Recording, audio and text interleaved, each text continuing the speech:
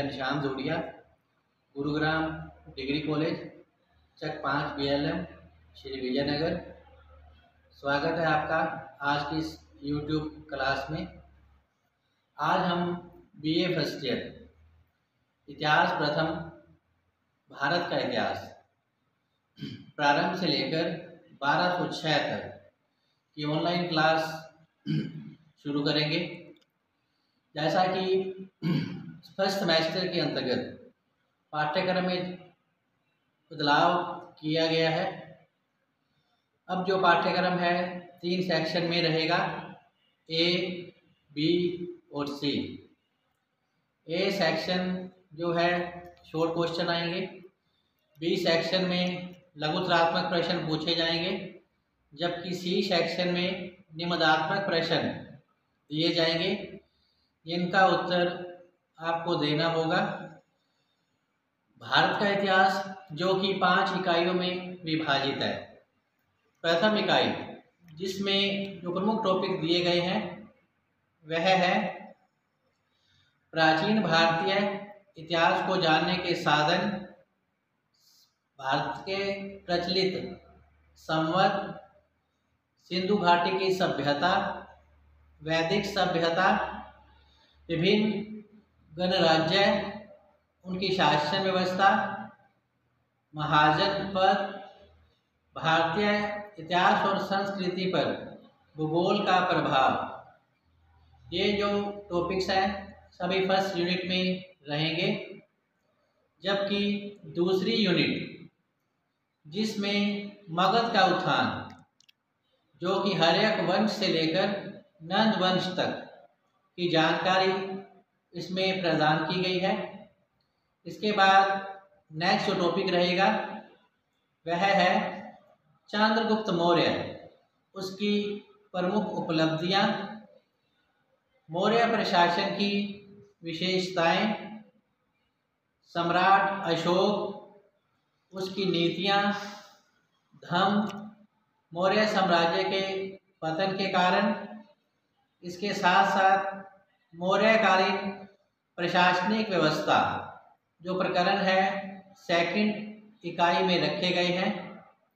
इसी श्रृंखला में यूनिट नंबर 3 जिसमें पूर्व गुप्त काल से संबंधित राजवंश, उनके प्रमुख शासक, उनकी उपलब्धियां, इनकी जानकारी दी गई है।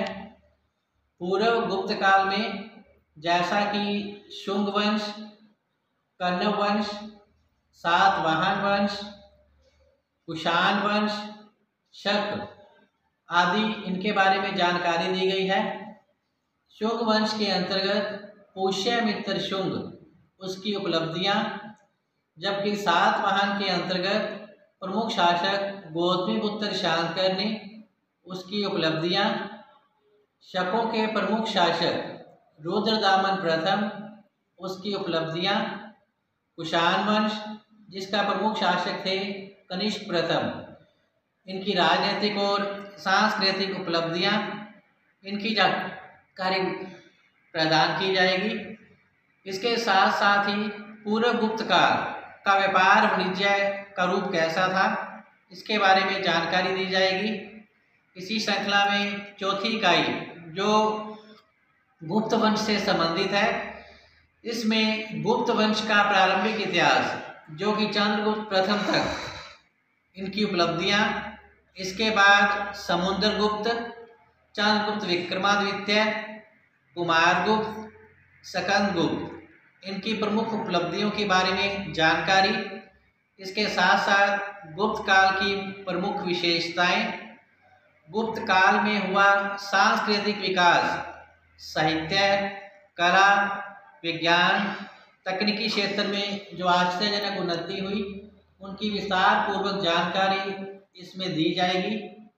इसके साथ साथ गुप्त साम्राज्य के पतन के कारण तथा गुप्त काल हिंदू काल का स्वर्ण युग था, इसके बारे में जानकारी प्रदान की जाएगी।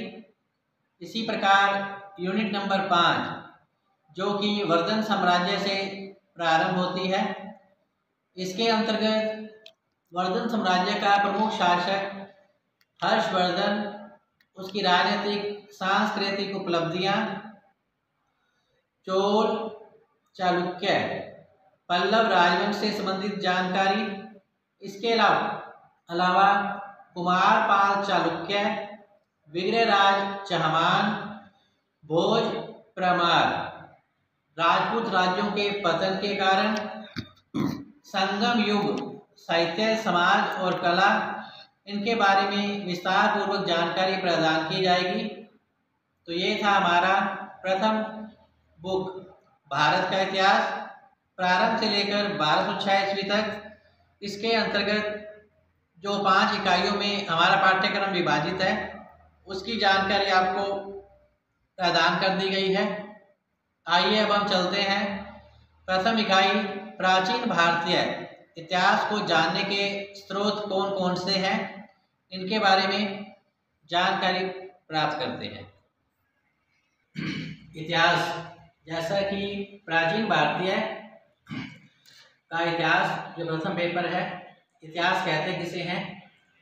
प्राचीन घटनाओं के क्रमबद्ध व्यवस्थित अध्ययन को इतिहास कहा जाता है। इसके जनक हेरोडोटस माने गए हैं जो कि यूनान से थे। इनकी पुस्तक का जो नाम है हिस्टोरिका है। तो आइए देखते हैं प्राचीन भारतीय इतिहास को जानने के लिए हमारे पास कौन कौन से स्रोत साधन हैं जिसके आधार पर हम अपने भारत की प्राचीन सभ्यता और संस्कृति को जानते हैं कि तत्कालीन समाज का वातावरण किस प्रकार से था। साहित्य, कला, विज्ञान, भाषा, रहन सहन, खान पान, वेशभूषा, सामाजिक दशा, आर्थिक दशा, धार्मिक दशा किस प्रकार से थी, इसके बारे में जानकारी प्राप्त करते हैं। तो प्राचीन भारतीय इतिहास को जानने के हमारे पास 3 स्रोत माने हैं। 3 स्रोत माने गए हैं, जिसमें पहला है साहित्यिक स्रोत, दूसरा है पुरातात्विक स्रोत और तीसरा है विदेशी यात्रियों के विवरण। साहित्यिक स्रोत जिसमें कि धार्मिक ग्रंथ और लौकिक ग्रंथ लिए गए हैं। लौकिक ग्रंथ का मतलब है ऐतिहासिक और अर्ध ऐतिहासिक ग्रंथ जो तत्कालीन समाज, सभ्यता, संस्कृति के बारे में जानकारी प्रदान करते हैं। इसके अलावा धार्मिक ग्रंथ जिसमें कि ब्राह्मण ग्रंथ, बौद्ध साहित्य और जैन साहित्य, इनको शामिल किया गया है। जबकि पुरातात्विक सामग्री इसके अंतर्गत सिक्के, स्मारक, अभिलेख, खंडहर, मूर्तियां, ताम्रपत्र आदि जो साधन हैं जिसके आधार पर हम प्राचीन सभ्यता, संस्कृति को जानते हैं, इसके बारे में जानकारी दी गई है। जबकि विदेशी यात्रियों के अंतर्गत हवेक्सा, पायान, इत्सिंग जो कि चीनी यात्री थे, इन्होंने तत्कालीन समाज, सभ्यता और संस्कृति के बारे में क्या जानकारी प्रदान की, इसके बारे में जानकारी प्रदान की गई है। इसके अलावा यूनानी लेखक उन्होंने भारत के विषय में क्या वर्णन छोड़ा, इसके बारे में जानकारी विदेशी यात्रियों के विवरण में प्रदान की गई है। तो आइए सबसे पहले देखते हैं साहित्यिक स्रोत के अंतर्गत धार्मिक ग्रंथ।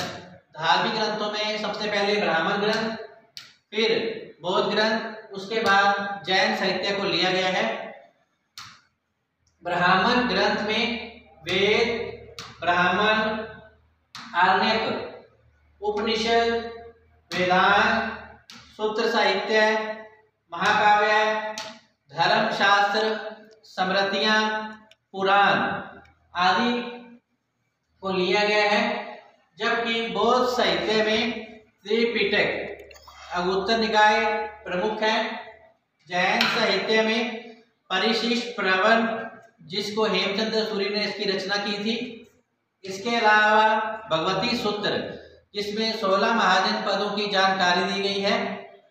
जैन ग्रंथ भगवती सूत्र जिसमें 16 महाजन पदों की जानकारी है। जबकि बौद्ध साहित्य का जो प्रमुख ग्रंथ है अगुत्तर निकाय, इसमें भी 16 महाजन पदों की जानकारी दी गई है। तो सबसे पहले ब्राह्मण ग्रंथ में आते हैं वेद। वेद जिनकी संख्या 4 मानी गई है। वेद 4 है।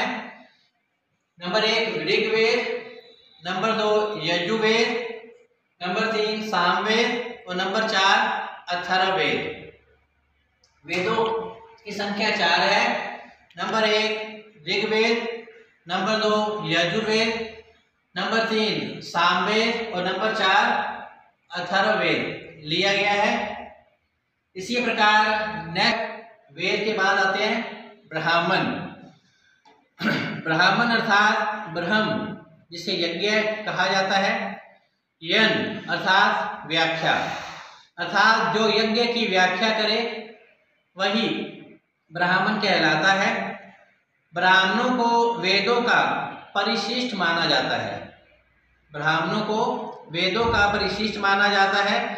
इसमें वेदों की जो व्याख्या है वह गद्य में की गई है। ब्राह्मण ग्रंथ में राजा परीक्षित के बाद के एवं बिंबिसार से पहले की घटनाओं की जानकारी हमें प्राप्त होती है। ब्राह्मण ग्रंथों में हमें राजा परीक्षित के बाद और बिंबिसार के पहले के घटनाओं की जानकारी हमें इसमें प्राप्त होती है। ब्राह्मण के बाद आता है आरण्यक। आरण्यक अर्थात जंगल, यज्ञ अर्थात ज्ञान। यह एक स्वतः स्फूर्त रचना है। यह एक स्वतः स्फूर्त रचना है जिसमें आध्यात्मिक और दार्शनिक समस्याओं का विवेचन किया गया। इसके अलावा आरण्यकों को रहस्य भी कहा गया है।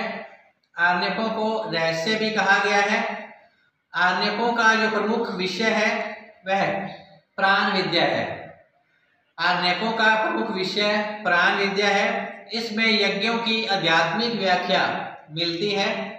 इसमें यज्ञों की आध्यात्मिक व्याख्या मिलती है। नेक्स्ट है हमारा ग्रंथ उपनिषद। उपनिषद अर्थात उप का अर्थ होता है गुरु के समीप, नि का अर्थ होता है शिष्य का और शद का अर्थ होता है बैठना। उप का अर्थ है गुरु के समीप, नि का अर्थ है शिष्य और शद का अर्थ है बैठना। अर्थात गुरु के समीप बैठकर शिष्य जो ज्ञान प्राप्त करते थे उसे उपनिषद कहा जाता था।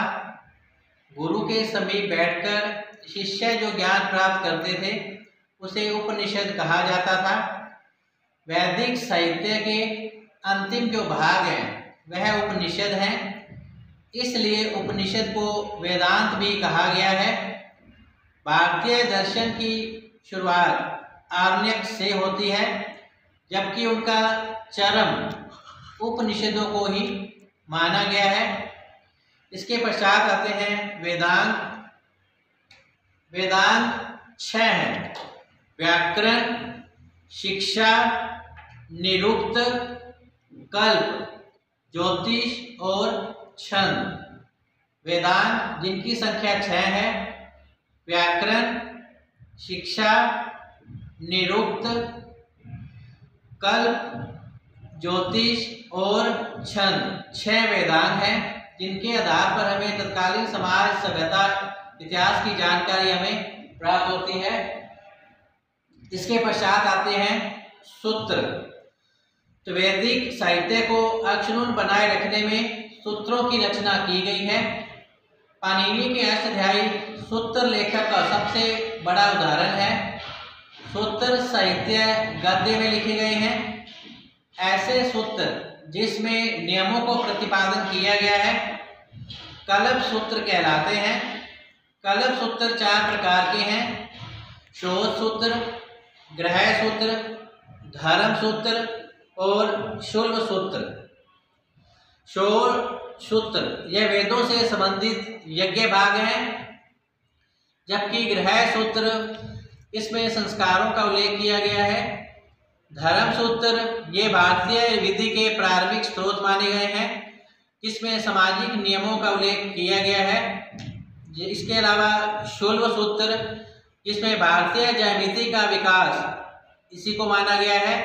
इसमें यज्ञेंद्रियों के निर्माण के लिए माप के विभिन्न तरीकों की जानकारी प्रदान की गई है।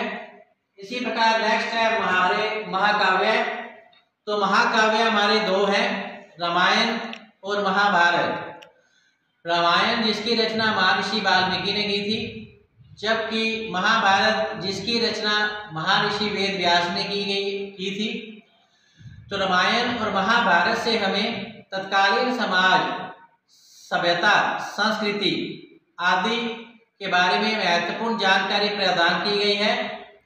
रामायण में हमें मर्यादा पुरुषोत्तम श्री रामचंद्र का जीवन चरित्र, उनके द्वारा किए गए प्रमुख कार्य तथा राम रावण युद्ध, अयोध्या से संबंधित जानकारी, वनवास, लंका कांड आदि महत्वपूर्ण जानकारी रामायण में दी गई है।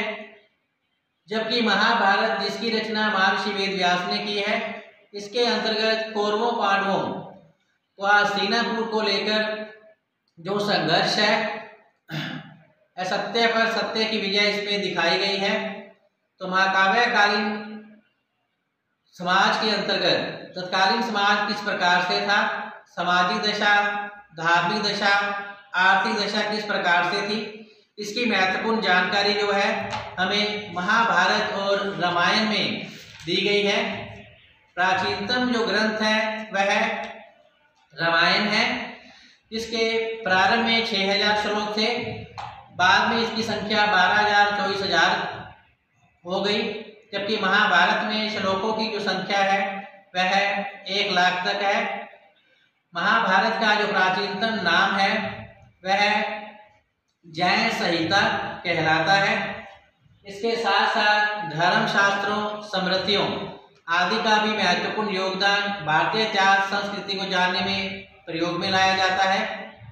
इसके अलावा जो महत्वपूर्ण है पुराण भारतीय इतिहास, सभ्यता, संस्कृति को जानने के महत्वपूर्ण साधन है। पुराणों की संख्या 18 है, जबकि उपनिषद की संख्या 108 है। वेदांग 6 माने गए हैं। पुराण जिसमें विष्णु पुराण, मत्स्य पुराण, शिव पुराण, मार्कंडेय पुराण, आंध्र पुराण आदि प्रमुख माने गए हैं। पुराणों के आधार पर तत्कालीन समाज, सभ्यता, संस्कृति को जानने में महत्वपूर्ण सहायता मिलती है। तो इसी प्रकार साहित्यिक सामग्री के अंतर्गत ब्राह्मण साहित्य है, जिसमें वेद, ब्राह्मण, आर्य, उपनिषद, वेदांत, सूत्र, महाकाव्य, धर्मशास्त्र, स्मृतियां, पुराण ये महत्वपूर्ण साधन माने गए हैं। आज के लिए इतना ही। कल हम देखेंगे बौद्ध साहित्य, जैन साहित्य के अंतर्गत भारतीय सभ्यता संस्कृति के बारे में क्या जानकारी मिलती है। इसके अलावा पुरातात्विक सामग्री, विदेशी यात्रियों के विवरण आदि के आधार पर भारतीय सभ्यता संस्कृति को किस प्रकार समझा गया है, इसके बारे में जानकारी प्राप्त करेंगे। तब तक के लिए धन्यवाद।